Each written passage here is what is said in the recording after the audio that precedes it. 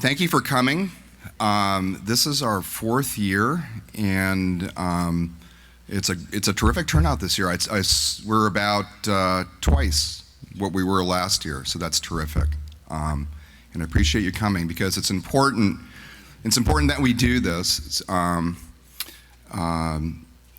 editors and the executive team at the Reading Eagle 4 years ago saw a real need to have a economic forecast for this community, kind of a touchstone and a guidepost for moving forward. You know, Reading has its difficulties, but you know, we always say, you know, because we do write the news and we do the investigating, that Reading is a much better place than people realize. You know, things are actually more robust here than the world realizes. But you know, we need to get that message out to the local people. We need to get that message out to the world as a whole. You've probably heard that there's now a Broadway play, Sweat, right? Which is about, you know, the economy in Reading and offshoring and what's that doing. So we're kind of, you know, there's a spotlight on us now. It's important that we know where we're going, and when people talk to us, we are confident we have a direction. So this is very much a part of that, I think. Knowing where you are, knowing where you're going. I'd like to get the panelists up here. Could the panelists come up? I'll do some introductions. As this breakfast has evolved, we have now more panelists, and that's because I'm very excited about this. The Greater Reading Chamber and Economic Development Corporation has elected to partner with us going forward to help bring their resources and their amplification to what we're doing here. So, of course, Randy Pierce is here as part of the panel, and I'll kind of run through the list. We have Robert Firely from Herbine and Company, who will be giving the forecast. We have Dr. Ernie Post from Kutztown University, who will be giving the Executive Pulse Survey right after Bob. And then we have people that contributed and are involved with this going forward. Dr. Halim Dahlgren from Kutztown University, Associate Professor of Economics. Dr. Abdul Shaheen from Kutztown University, also Associate Professor of Economics. These are the men that helped put this together and will be available for questions later about the actual forecast itself. We have Dan Fogarty from Berks County Workforce Development. Of course, I mentioned Randy Pierce, our new head of the Greater Reading Chamber and Economic Development Corporation. And get my paper straight here. Missing one. Chris Whitmer from the Greater Berks Development Fund, and Johnny Cepeda Fritiz from the Latino Chamber of Commerce. So, starting with Bob, we'll get the program going here. Thank you for attending our forecast event this morning. Viewing the pie chart, we see that manufacturing, retail, and wholesale trade, and professional and business services represent almost 50% of the Reading, Berks County gross domestic product. This is comparable to last year's analysis. The 12 industry sectors analyzed as part of the survey encompassed over 97% of our area's GDP, again comparable to last year's survey, and are indicative of the depth and breadth of the research by Drs. Dahlgren and Shaheen. Similar to prior years, manufacturing accounts for 18% of jobs in Berks County. Second is healthcare and social assistance at 16%. We see that the forecast indicates that 7 of the 12 industry sectors are forecasted for growth, 1 is stable, and 4 are forecasted to contract. Overall, the Reading economy had an average growth rate approximating 1% annually since 2001. This compares to Pennsylvania's growth rate of 1.5% and the national growth rate of 1.8%. Subsequent to the recession years of 08 and 09, growth rates have approximated 1% locally, compared to 1.5% and 1.3% for the U.S. and Pennsylvania, respectively. These growth rates do support the perception, both locally and nationally, that it has been a very tepid expansion. As in most expansions, growth rate is in the 2 to 3% range. This economic expansion we are in is the third longest in our history. The longest expansion since the Great Depression was 10 years and occurred from 1991 to 2001. Next month marks the 8th anniversary of the current expansion. Per the U.S. Census Bureau, the population in Berks County is about 415,000, which represents a less than 1% growth rate annually since 2010. This is slightly better than the state growth rate for the same period, however. Our labor force numbers over 216,000 currently, with a slight decline forecasted. Related to unemployment, the U.S. rate of January 2017 was 5.1% as compared to Pennsylvania and Berks County rates of 4.9%. Similar to last year, average weekly rates for Berks County trails a U.S. average, which is expected, noting our lower cost of living on a relative basis. As of this past March, our local unemployment rate has dipped to 4.7%. This PowerPoint highlights our growth of 2 percentage points from 2014 to 2015, the most recent U.S. Department of Commerce calculations. Real GDP increased to $15.8 billion, up from $15.4 billion reported last year. Overall, the forecast anticipates our region to grow its GDP by 1.8% this year and a more healthy 2.7% in 18. Further, confidence in economic growth is more prevalent in our community. Factors such as a low unemployment rate, low oil prices, and a recovering housing market are some of the things that will push the growth rate past 2%. Before we move on to the 12 individual sectors that were analyzed, it's important to note that workforce issues are worth a separate mention, not only locally, but statewide and nationally. Workforce levels and skill sets are a challenge for many industries.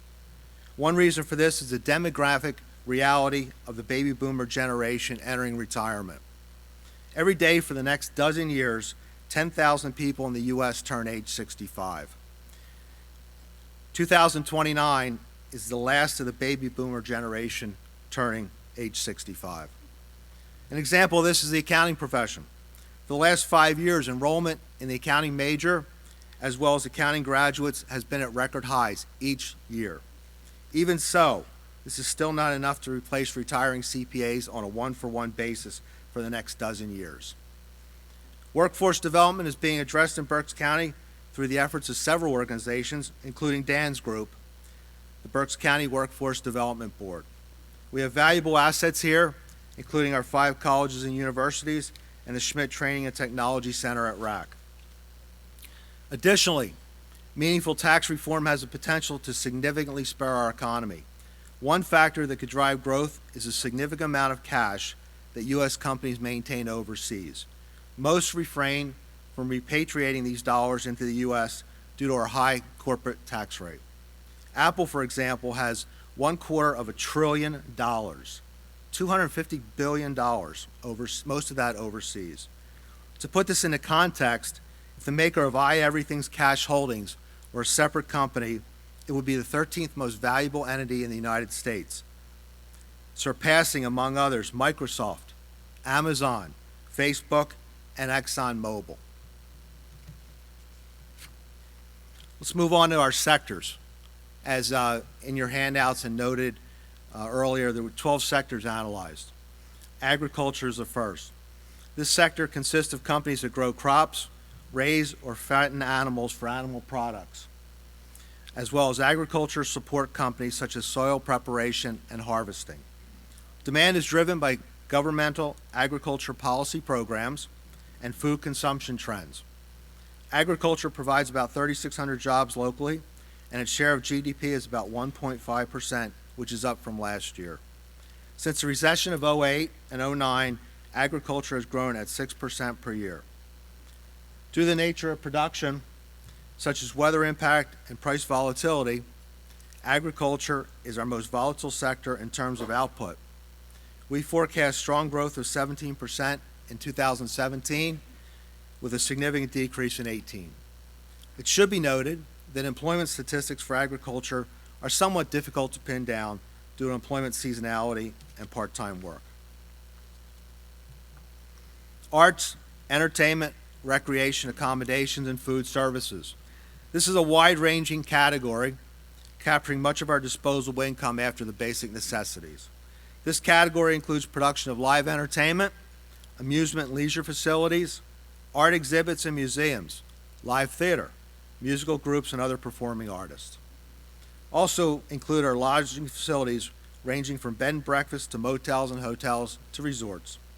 Lastly, food services includes companies providing meals, snacks, and beverages for off-site or on-site consumption. National examples include Live Nation Entertainment, the Smithsonian, sports teams, symphonies, Hilton and Marriott, McDonald's, and Starbucks. Relative to tourism, the annual bike race and now the new velodrome at Albright mark Berks County as a significant player in the national biking industry. Employment in this sector approximates 15,600 and is projected to increase. This industry category represents 2.8% of our GDP. Employment increased this year to 15,000 from 13, while GDP stayed consistent. The forecasted data indicates volatility in this sector, with a decline last year, a rebound in productivity of close to 5% growth in 17, and then a drop in 18. Of interest, however, is that the data indicates continued increases in employment levels to about 17,000 jobs in 2018. Construction. Construction includes residential, non-residential in the form of industrial plants and facilities, and heavy construction including roads and bridges.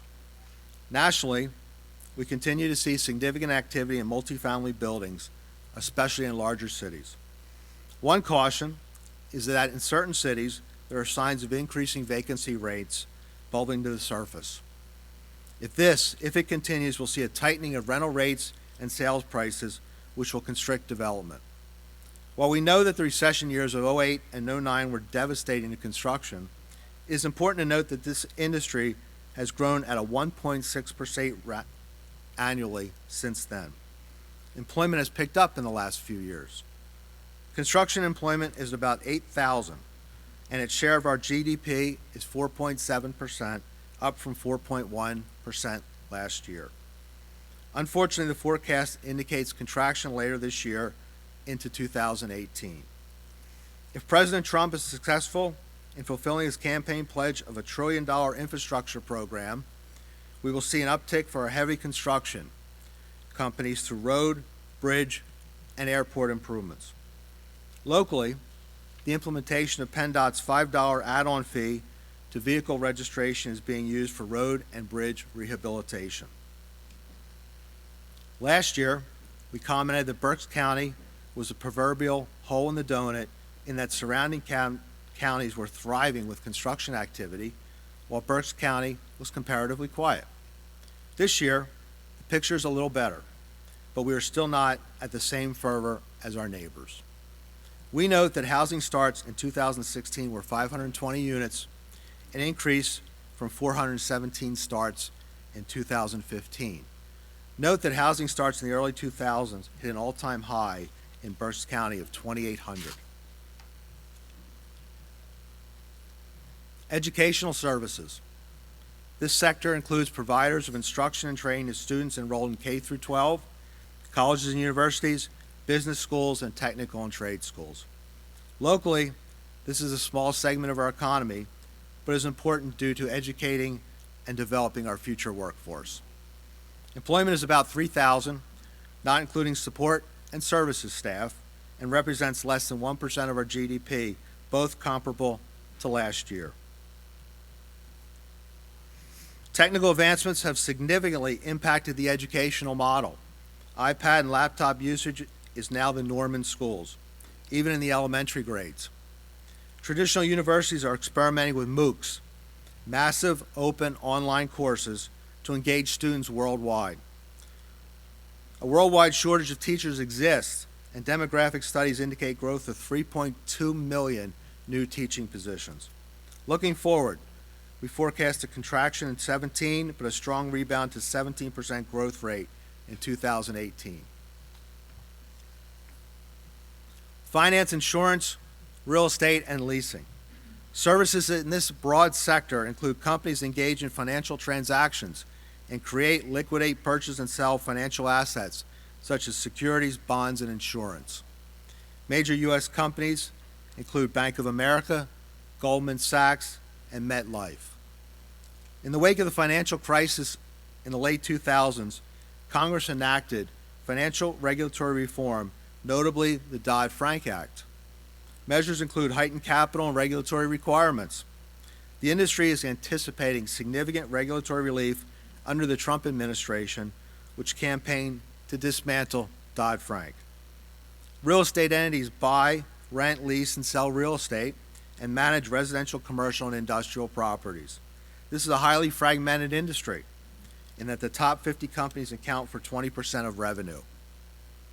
Berks County employment has been stable over the past few years at 6,000 jobs and represents 10.9% of our GDP, down from 11.5% in 2016. We forecast strong growth of about 4% through 2018.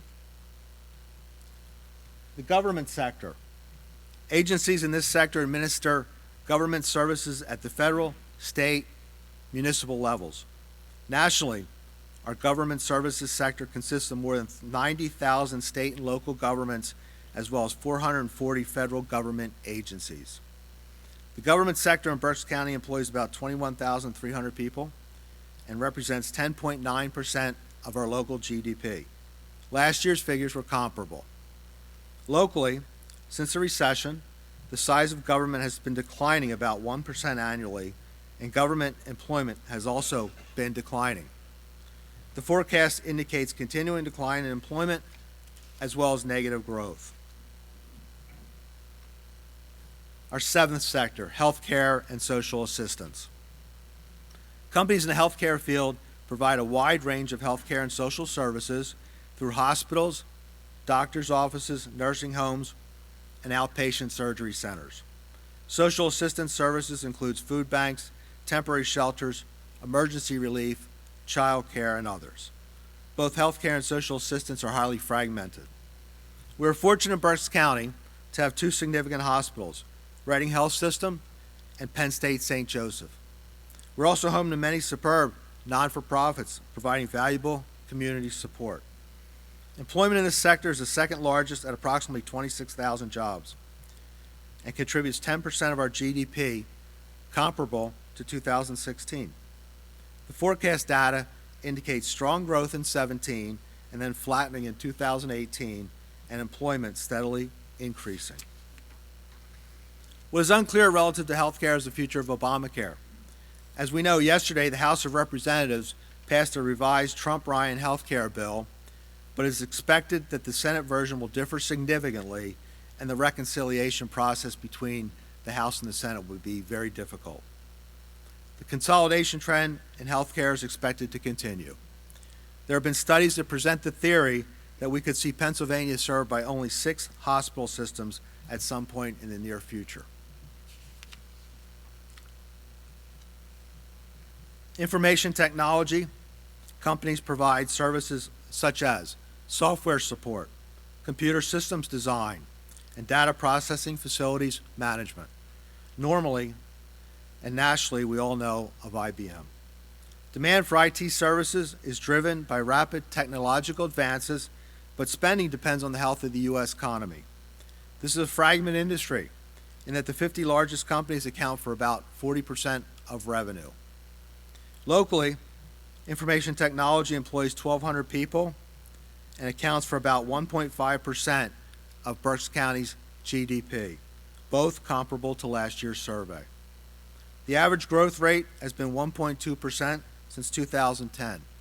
We anticipate flat growth in 17, but see strong growth in 2018, partially due to releasing pent-up demand. Manufacturing sector includes companies producing food and beverage. U.S. manufacturing consists of 256,000 companies with a combined annual sales of $5.7 trillion. Demand ultimately depends on consumer spending. Computer systems and controls, including robotics, have increased labor productivity in the last 15 to 20 years. As U.S. labor costs are relatively higher worldwide, many manufacturers have moved production operations overseas to lower-cost countries such as China, India, Mexico. The last half dozen or so years, however, has seen a reversal of this trend due to quality issues and a shorter production and delivery cycle. Manufacturing in Berks County continues as our largest employer group at 30,500 jobs, 18% of our employment, and slightly over 22% of our gross domestic product. As such, it remains our largest GDP sector. In 2016, growth was about 3%, but slowed to about 2.2%, and then forecasted to contract in 17 and 18. The manufacturing industry is challenged in meeting its employment needs, and this is expected to continue. Professional and business services. Entities in this sector provide accounting, advertising and marketing, architectural, consulting, engineering, legal, and scientific research services. Significant U.S. companies include PricewaterhouseCoopers, Bechtel, McKinsey, and Ernst & Young. Demand in this sector is driven by corporate profits and the overall health of our economy, as many services of professional service firms can be postponed during economic downturns. Employment in professional business services in Berks County is significant at close to 25,000 jobs and represents 13.3% of our GDP, third highest, and up slightly from 13% in 16. The forecast indicates negative growth in 17, rebounding to almost a 5% growth rate in 2018. Some of this decline is attributable to uncertainty with regards to regulatory reform as well as tax reform. Retail and wholesale trade. The wholesale sector distributes non-durable or durable goods, generally specializing in a product category. A large company example is Cisco in the food sector. Supply chain efficiencies permit some manufacturers and retailers to bypass independent distributors and establish their own distribution network. Walmart's an example of that. The retail sector is more visible to the average consumer due to such recognizable companies as Walmart and Costco. Locally, we know of Boscov's, Giant, Redner's, and Wise Markets. Retail and wholesale trade is the third largest sector in terms of employment at close to 26,000 jobs, and second largest relative to GDP at 13.4% as compared to 14.2% last year. Our forecast indicates contraction in 17 and 18 of 3 and 2% respectively. A significant and continuing challenge is internet transactions with providers in competition such as Amazon. Retailers are struggling to find the right mix of brick and mortar and internet. This has been a significant operational initiative at Macy's, for example. Macy's has invested hundreds of millions of dollars in its internet sales delivery method while analyzing the geographical dispersions of its store sites. Utilities, transportation, and warehousing. Utilities include electric, sewer, and water. High barriers to entry, mainly capital investments, make the industry somewhat resistant to competition, and in fact, many companies operate as de facto monopolies. The 1990s brought deregulation to electric utility industry in 15 states, including Pennsylvania, which saw competition develop in the generation, transmission, and distribution operations. Transportation services include air, rail, truck, and waterborne, as well as transit, postal, and messenger services. Warehouse and storage companies operate facilities to store goods and provide related logistics services. Some of the largest U.S. companies we see in Berks County includes Americold and Prologis. This sector represents almost 8,000 jobs and is 5.8% of our GDP, comparable to last year. The economic forecast indicates a decline in 2017 and then significant expansion in 2018. Thank you.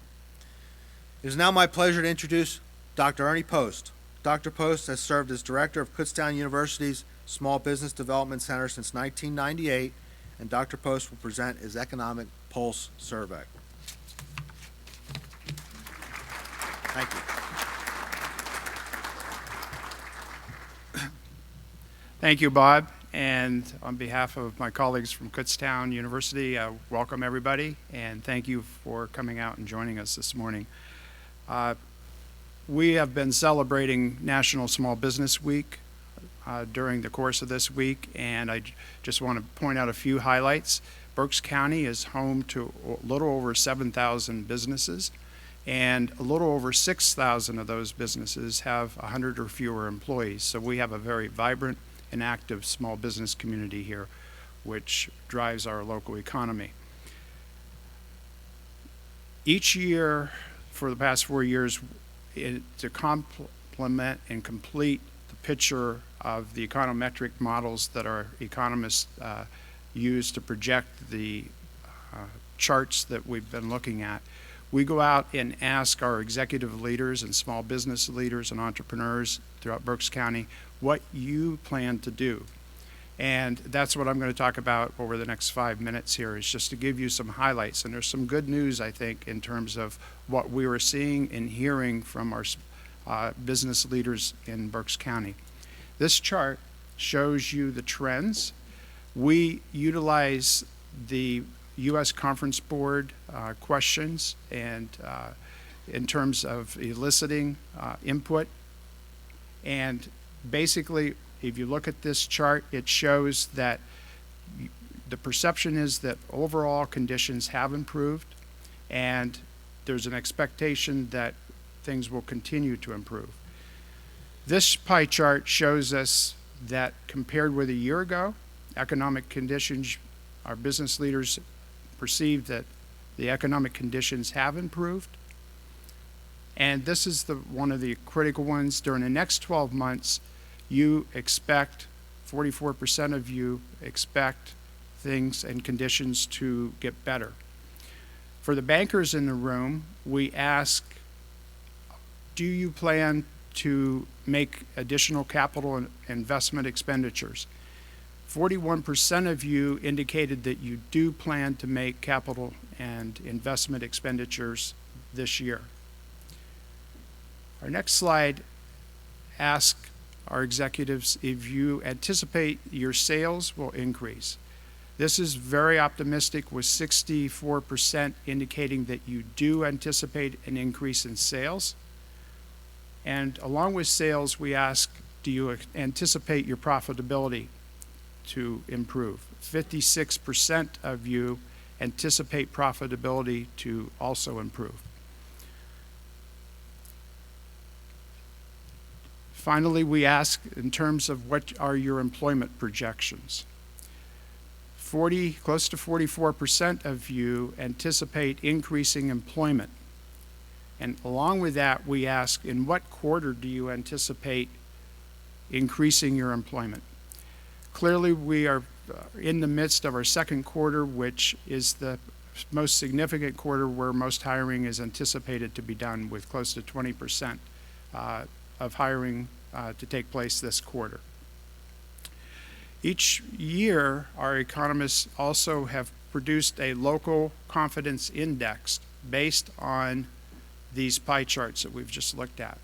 And as the chart shows, we had a significant bump in the confidence index of local business leaders.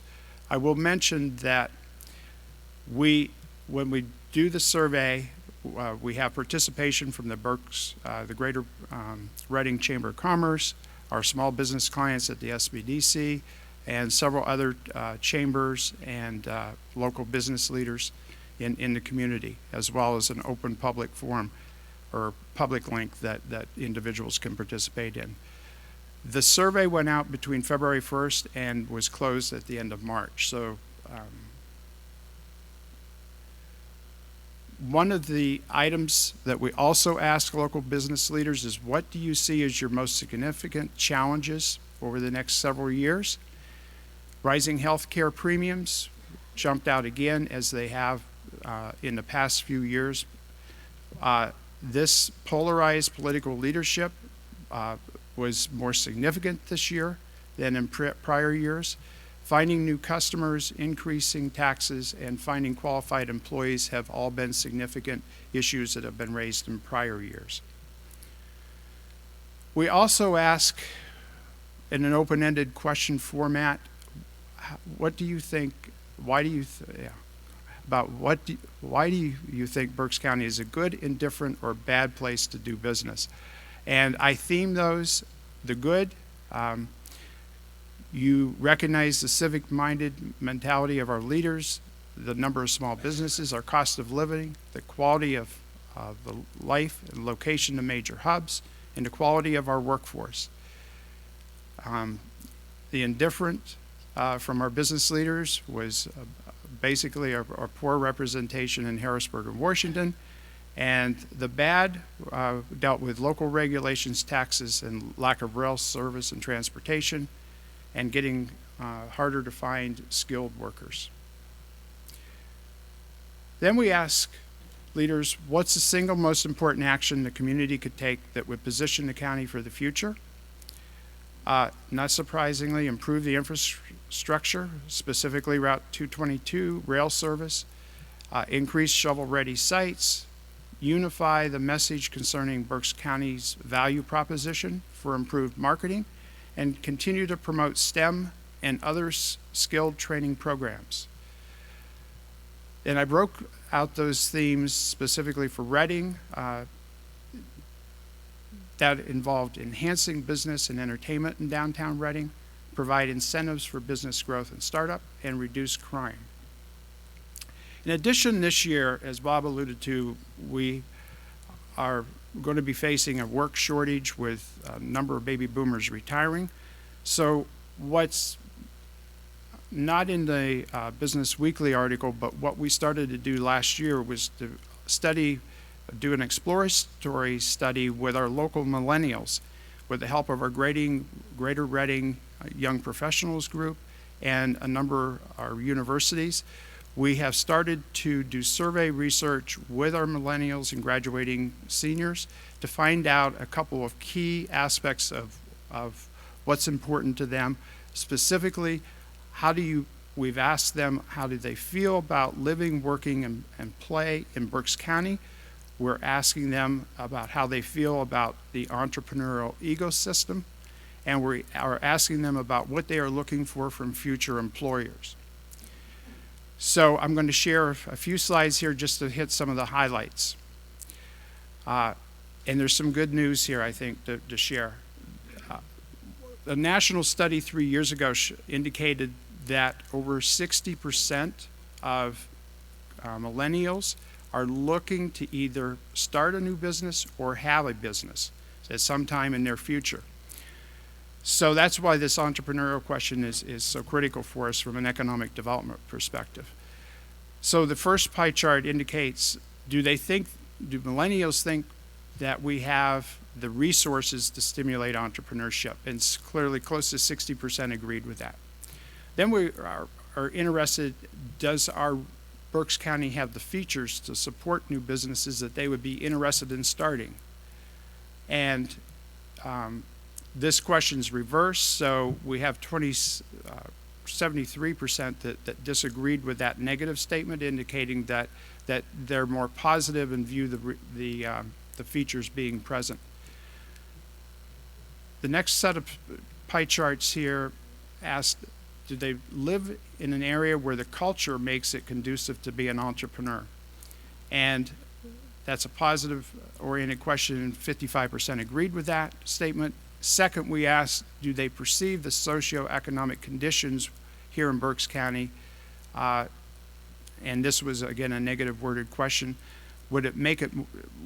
Do those conditions make it difficult to be an entrepreneur? And close to 56% disagreed with that statement, indicating that a high percentage think that it is a positive place. The socioeconomic conditions are positive. We also asked then, what are the strengths and weaknesses of living and playing and working in Berks County from the millennial emerging leader perspective? They feel the positives are that we have a very supportive community, friendly people. They like the mix of urban with open rural space and the number of businesses offering job opportunities. The weaknesses cited most commonly were the distance from major metro hubs, the stereotyping toward ethnic populations, crime and drugs, and the lack of some entertainment options. Their recommendations for improving the entrepreneurial ecosystem included improving and unifying the value proposition from promoting Berks County and improving access to capital and increasing support for entrepreneurs. Now, for the employers in the room, when we asked them what are they most looking for from future employers, they indicated health insurance, salary, of course, flex time, advancement opportunities, and being able to work in what they termed a supportive, friendly environment. Now I'm going to turn it back to Peter. There's a lot of data here. We made the decision when we built the model for this economic forecast that we weren't going to hold back on detail. Because at that time really nothing existed, and Kutztown really stepped up. I mean, this process takes a long time to produce this forecast. It's built on econometric modeling. It's not an easy thing to do.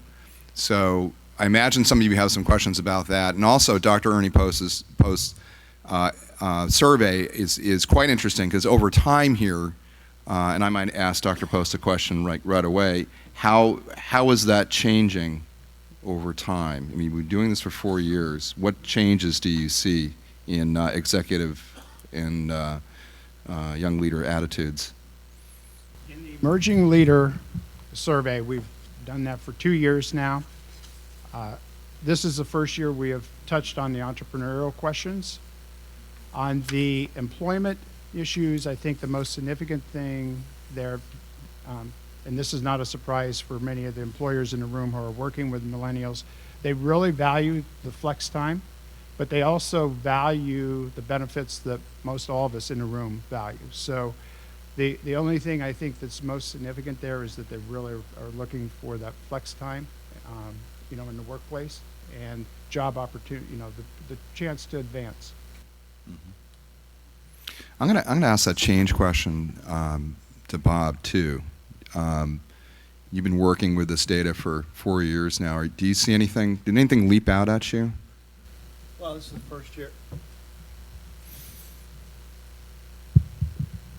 first year in 4 years that there's a sense of optimism, as well as the numbers are better. As I said, with construction, we had almost 2,800 housing starts during the boom time. And while it's only 500, that is an increase of about 25% over last year. So there is some reason for optimism. As noted in some of the statistics, we're not at the same fever pitch as some of our surrounding counties, but we are better off than we were certainly 4 years ago, and better off than we were a year ago. A question I have here, and maybe you can ask one of the members of the Kutztown University team, what do you think are the causes of job losses in manufacturing in Berks? Is it robots? Is it, who wants to take that one?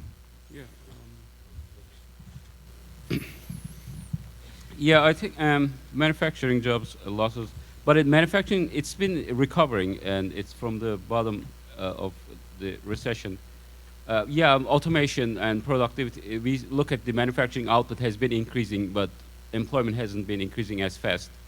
Obviously, it is the productivity growth, which is good thing for the overall economy, and it doesn't look like so good for employment, because robots are taking up the jobs, I guess.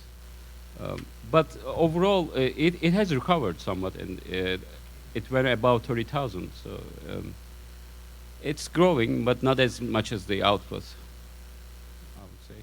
Mhm.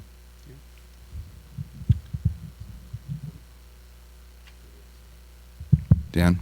So whoever asked that question, my all-time favorite question, I promise I didn't slide that in on my own. But manufacturing employment is down from a peak of about 40,000 15 years ago. The important point of that is 15 years ago. The bulk of that job loss occurred prior to the recession, and the Berks County economy has recovered all of the manufacturing jobs lost prior to the recession. But the real name of the game, as Dr. Dowgan said, is we don't expect that we have 30,000 jobs in manufacturing now. If we're successful, 10 years from now, we'll have about 30,000 manufacturing jobs. But the critical reality and the pain point for the manufacturers is 7,000 of those people will be new. So because of that, half of the manufacturing workforce is age 45 or over, a quarter of it is age 55 or over, and we're figuring we have to have 700 to 1,000 new entrants into the manufacturing sector this year just to replace retiring workers. That's going to continue for the next few years, and the skill set of those entry-level workers is much higher than it was 15 years ago. So we took hits when Dana closed, when a gear closed. Much of the employment now is in small to medium-sized manufacturers, and they are desperate to find the help they need to replace their retiring workers. So whoever asked that question, thanks. But it's a great time to start in manufacturing, not because of job growth, but because all the people ahead of you in those opportunities are retiring in large numbers. Yeah, and I'll just add, you know, manufacturing is such an important percentage of GDP, right? So if we don't find these replacement workers, right, Terry, what's cool in manufacturing? If we don't get our young people interested in manufacturing, in these types of jobs, you know, one or two things are going to happen, or a combination. GDP will slow, so those growth rate numbers that are currently positive, you know, may turn negative, and companies may leave the area, and that's probably the worst case scenario. So, you know, even with the recession and the 10,000 we lost, if we don't figure out this challenge around replacement workers in manufacturing, it's going to have long-term, really devastating consequences for Berks' economy. I'm going to ask Dan a question, because I was just listening to this. You know, education is so important, and there's a lot of pressure put on young people to go into college. But I'm going to throw this out. When you go to college, you tend to want to do communications, or you want to get on the internet stream of of jobs. You want to become a programmer, or it's that there's certain kinds of jobs. But that doesn't necessarily align with what Reading needs. Communities that rely on manufacturing need. And you and I had talked a couple of years ago about, there's a book out there called Shopcraft. Shopcraft is Soulcraft, which was the author basically talked about going to one of the elite universities and then deciding, I really like working on motorcycles. And he ended up having an amazing career doing that, doing an industrial type job. And it was making the point that you can be a really, really smart person, and that's, you can carve out a really good career that way. Are we doing an adequate job here in Reading, and in essence selling that to our young people, that you can be a really smart person and there's good jobs. I know the Reading Eagle in the press room, those are elite, highly paid blue collar jobs. They pay very well. A lot more than a lot of college educated people are getting right now in their age group. No, we're not. We're not doing an adequate job. We're putting a lot of time, effort, partnership, resources into it, but it's a tough sell, right? Because in a successful 20th century economy like Pennsylvania and Berks County had, it became a very well established something that everybody knew to be successful. You needed a 4-year degree. And what the last 15 years of the beginning of the 21st century is, that's not necessarily true. What we like to talk about at the Workforce Development Board is not skills acquisition instead of college, but skills acquisition and education, so that as students are progressing through high school to an associate's degree, preferably in a technical field, what we're finding is employers, including small employers, and by the way, we had 90 of them here in this same room on Monday for our semi-annual job fair, and boy, they were in a hiring mood. And but more and more, even small employers are offering tuition reimbursement, picking up costs for training at the Schmidt Center, and then now, like never before, you can articulate credits from our 2 excellent career and technical centers to the community college to our excellent 4-year institutions. So, Peter, I think what we like to see is these days it's no longer go get some skills, because who knows with the technology changes what skills really are going to be in demand 15 years from now, but get the skills while you're continuing your education. And that's a message that parents are slow to come to. I will compliment our educators here in Berks County, Peter, more so than in other parts of the state. Our educators are starting to understand that and starting to encourage students to explore career pathways in fields like construction, manufacturing, and healthcare.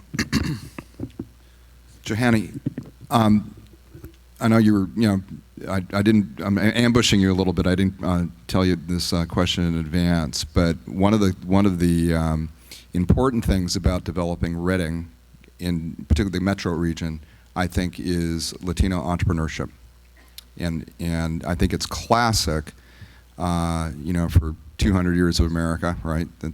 That when people come to the country, you start a small business, and that's probably the #1 way that it works, and has worked for every group that comes.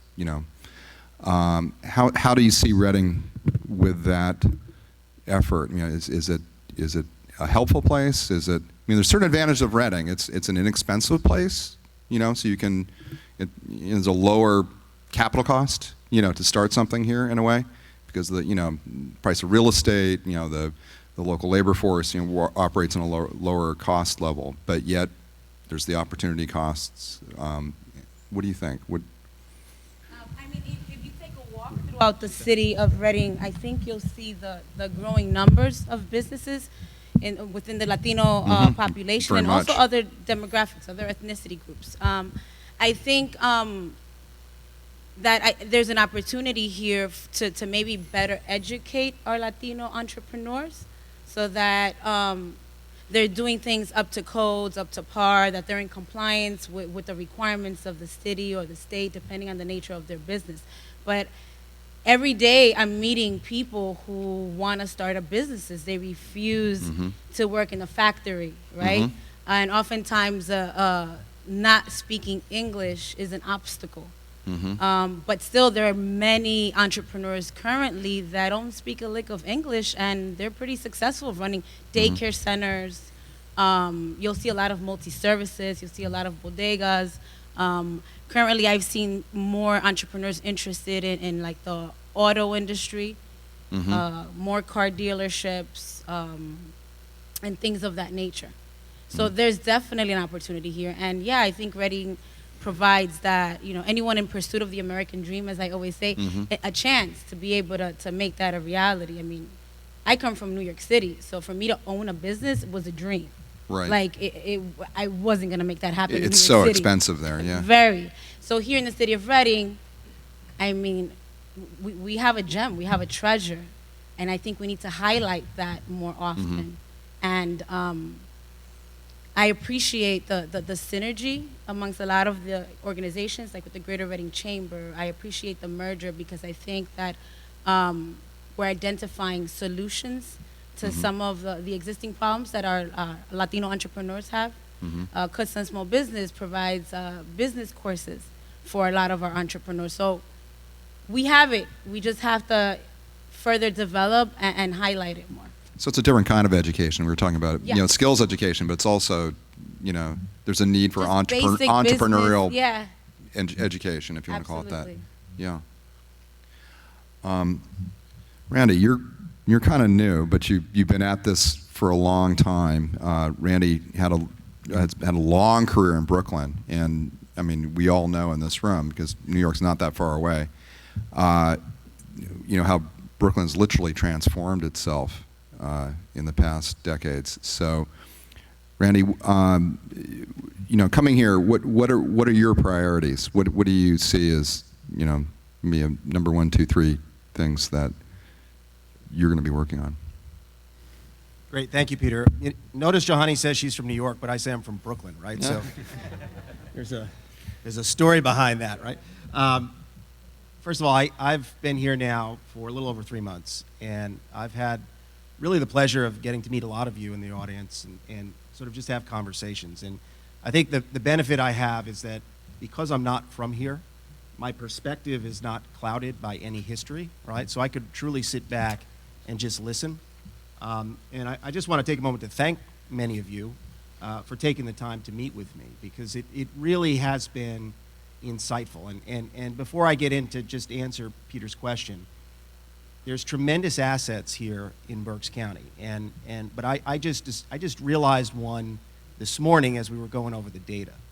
I mean, I just want you to understand that of the 12 sectors, 6 sectors have above 15,000 employees, and 6 sectors comprise of more than 10% of GDP. That is probably one of the most healthy distributions for a local economy that you're going to find anywhere. And that's really, really important, and it does tie a little bit into Peter's question, because, yes, Brooklyn has transformed. I grew up in Brooklyn 70s, 80s, and 90s, and many of the same things that I heard about Brooklyn, or how Brooklyn was described, are the same things I hear about Reading. But the reality is Berks County does pretty well. There are challenges here in the city. So, when I look at the sort of priorities for moving forward, it really came from most of you, including Peter. I've had several conversations with Peter as well. And a lot of business leaders, a lot of community leaders, elected officials, Commissioner Barnhart and others, and his colleagues. And 6 priorities have emerged. The first priority is that the city of Reading matters. It matters both to people inside the city as well as outside the city. And we recognize, Donna Reed, Councilwoman Donna Reed, right? We recognize that if we don't turn things around, long-term prosperity in Berks County is going to be challenged. The second thing is the workforce challenge. We probably have one of the best workforce development board executive directors in Dan, who kind of has sounded this alarm probably better than anybody else. The third is the small business development challenge, and within that challenge is building a bridge to the Latino business community. Per capita, more small businesses are being created within the city and by Latino entrepreneurs than anywhere else in the county, right? So we have to sort of acknowledge that and respond to that. The fourth is just shovel-ready sites and improving infrastructure so that we can do a better job of sort of attracting the larger businesses. But more importantly, helping our existing sort of small businesses and mid-sized businesses grow. I mean, I think we spend a lot of time in economic development, trying to attract the big fish, the one that's going to bring in, 3,000 new jobs. When if we looked at, all of the mid-sized businesses that are doing pretty well here in Berks County, and if we could get them to add, 10 to 15 new employees, and if you get 10 or 20 businesses to do that a year, you get to scale in terms of employment. So shifting our strategy from sort of business attraction and putting more time and energy into business expansion. The fifth is perception. We're our own worst enemy, and I've heard this going out and talking to a lot of you. Mm-hmm. A lot of the negative sort of perceptions that people like to talk about, as community leaders, as spokespeople, we have to turn that narrative around ourselves. We have to focus in on the quality of life themes, including this amazing distribution of professional opportunities for millennials, right? We have to start talking about these things more and leading with our positive. If people want to research the negative, they can. They don't need us for that. But as community spokespeople, we have to be at the forefront of articulating everything that's great about Berks County. And then the sixth, and this is more sort of something that represents this merger, it's about collaboration and integration. We brought together the Chamber, the Economic Development Corporation, and the Greater Berks Development Fund. Chris Whitmer, my colleague, is here from the Greater Berks Development Fund. So we actually added a financing arm to the mix. And that's the type of collaboration that's actually very, very innovative. You're not going to find that anywhere else in terms of that type of alignment. And I think that there's more appetite for that type of collaboration. And quite honestly, that's the way sort of I operate. We're not gonna be able to move the needle beyond sort of 1.6% if we don't all get together and start to work together and focus together. The Latino Chamber of Commerce, for example, is co-locating with us, and we're talking about a deeper integration. These are the types of collaborations that are really going to move things forward here in Berks County. And I'm just excited to be part of it, and I'm excited to be working with all of you because we've got tremendous talent in this room, in this county, in the city, and we're just going to harness that and make sure it moves ahead. So, thank you. Thank you. Glad you're here. Chris, can you tell me what you're seeing from where you sit with development?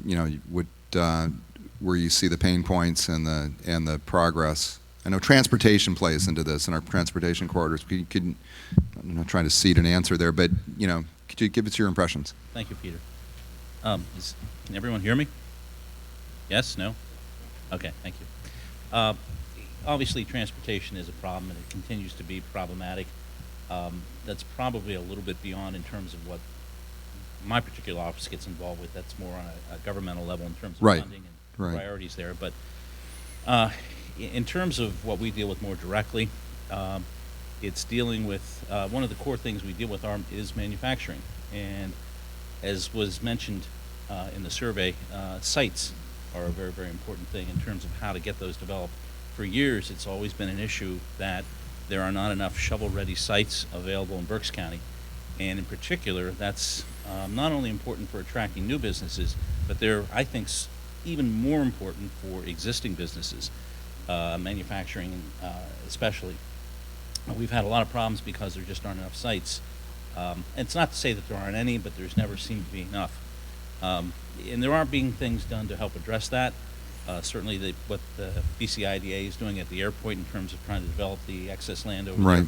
But just yesterday we had a loan approved for the acquisition through the Pennsylvania Industrial Development Authority through our office for the acquisition of a 22-acre site near Leesport to develop a small industrial park there. That one's basically shovel ready, and we're very, very excited to be able to do that because we think that's going to come online very, very quickly in that regard. Also, the other thing that was mentioned in the survey, and I think this is a little bit of a misperception that Ernie brought out, is the access to capital.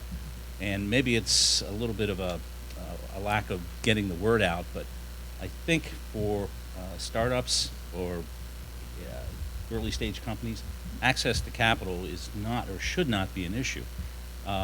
There's just a world of financing opportunities through conventional banks that we have, but also in terms of things that can help enhance entrepreneurs' efforts through angel investors and a raft of economic development programs, not only through the SBA, but also in terms of what we do directly through our office, through the Pennsylvania Industrial Development Authority. Our own loan portfolio, for the past 15 years, we've done $40 million in local economic development loans. So if you have a worthwhile business and a good business plan that's well developed, and you have the bells and whistles that needs to go with it, I really don't think access to capital is the issue here. Mm-hmm. That's good news. Bob? Chris, great point on that. Can you hear me?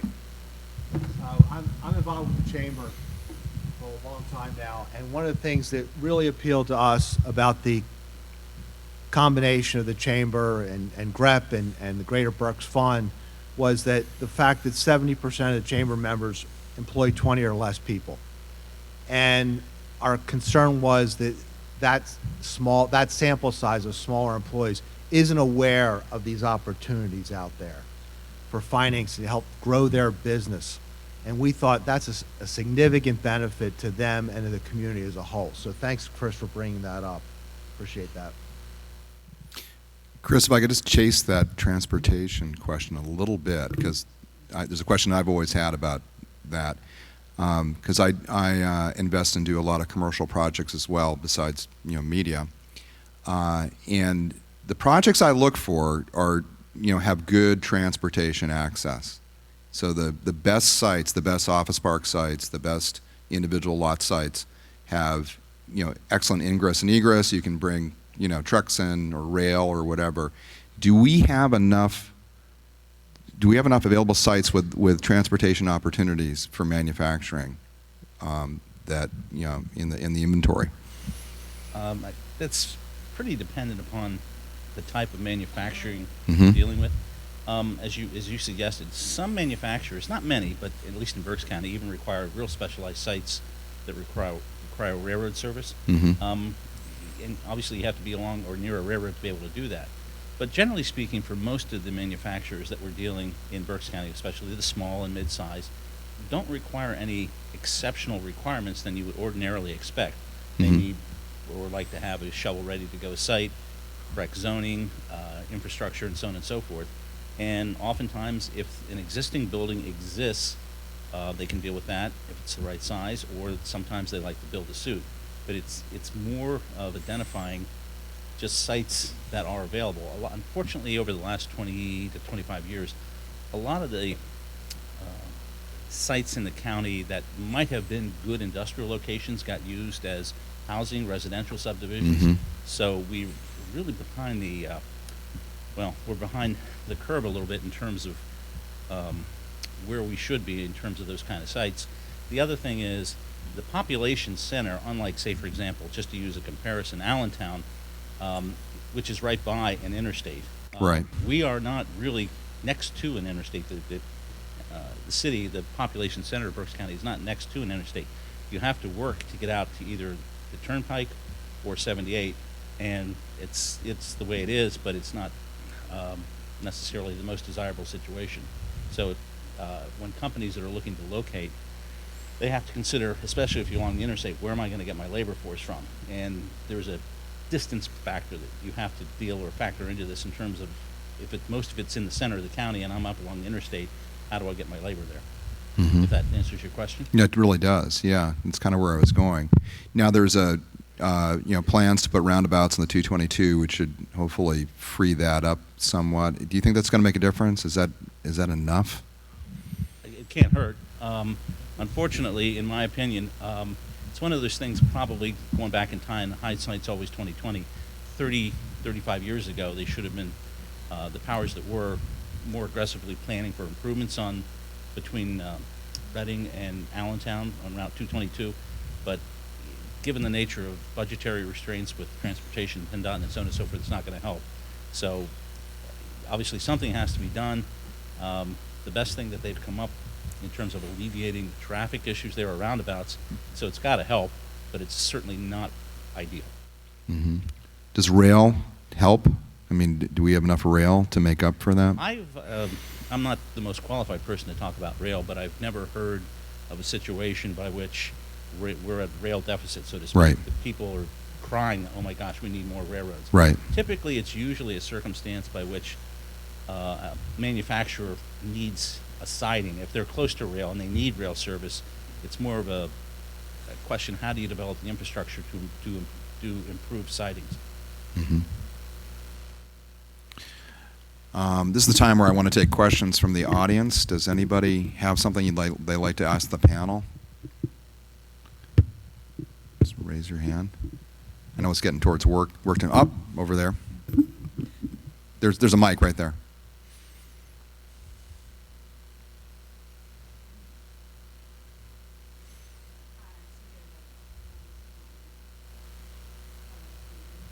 Nope.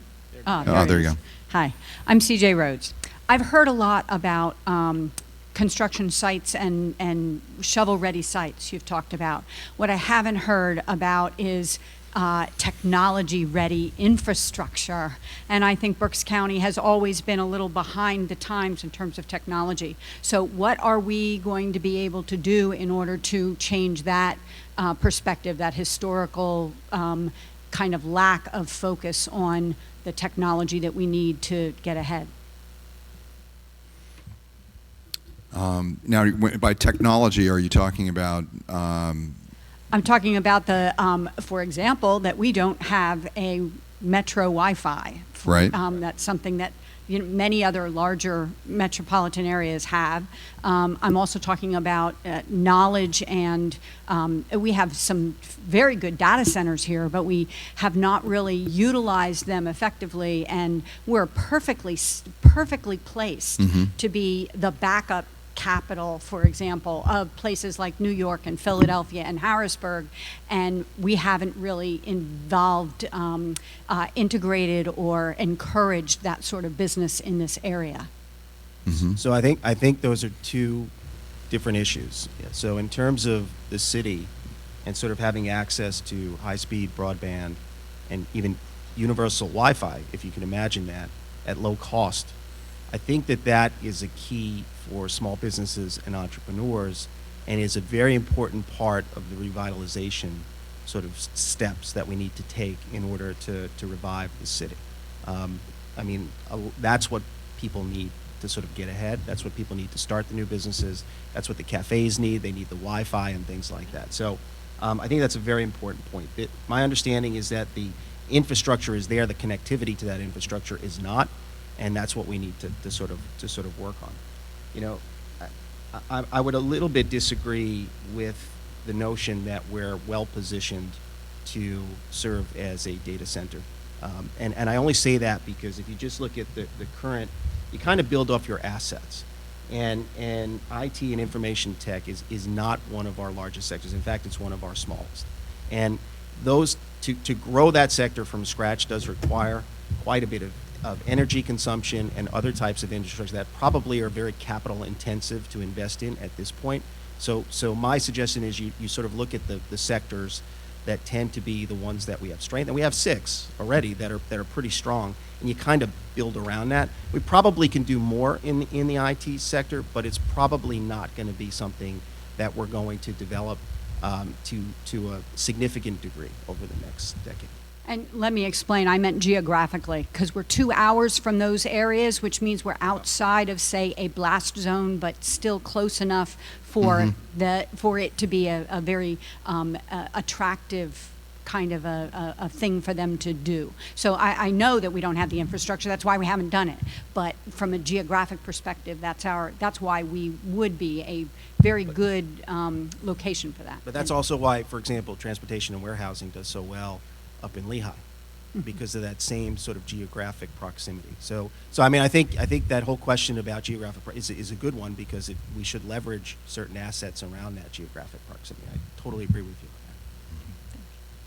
that. I'm going to say our special thank yous to those who helped support this effort and actually worked at all this.